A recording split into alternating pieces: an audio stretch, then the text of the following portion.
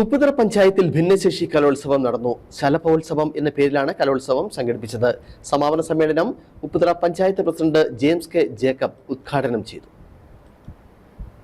ഉപ്പുതറ പഞ്ചായത്തിന്റെ നേതൃത്വത്തിൽ 2025-26 വാർഷിക പദ്ധതി ഉൾപ്പെടുത്തിയാണ് ഭിന്നശേഷിക്കാരായ കുട്ടികളുടെ സർഗവാസനകൾ പ്രോത്സാഹിപ്പിക്കുന്നതിനായി ശലഭോത്സവം എന്ന പേരിൽ കലോത്സവം സംഘടിപ്പിച്ചത്. ഭിന്നശേഷി കുട്ടികളിലും മാനസിക ഉല്ലാസം കണക്കിലെടുത്താണ് സർക്കാർ കലോത്സവങ്ങൾ പഞ്ചായത്തുകൾ തോറും നടപ്പിലാക്കുന്നത്. ദൈവത്തിന്റെ സ്വന്തം കയ്യൊപ്പ് ചേർത്ത കുട്ടികളുടെ കലോത്സവം ഏറെ ആസ്വാദ്യകരമായിരുന്നു.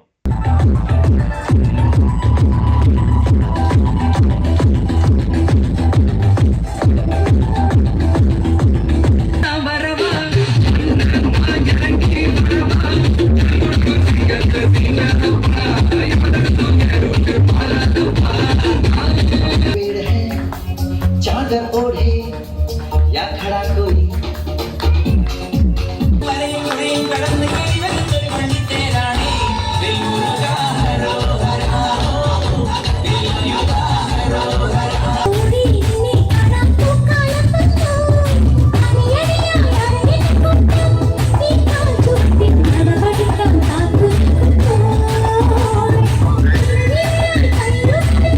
കലോത്സവത്തിന് സമാപനം കുറിച്ചുകൊണ്ട് നടന്ന സമ്മേളനം Upputhara panchayat president James K Jacob ഉദ്ഘാടനം ചെയ്തു.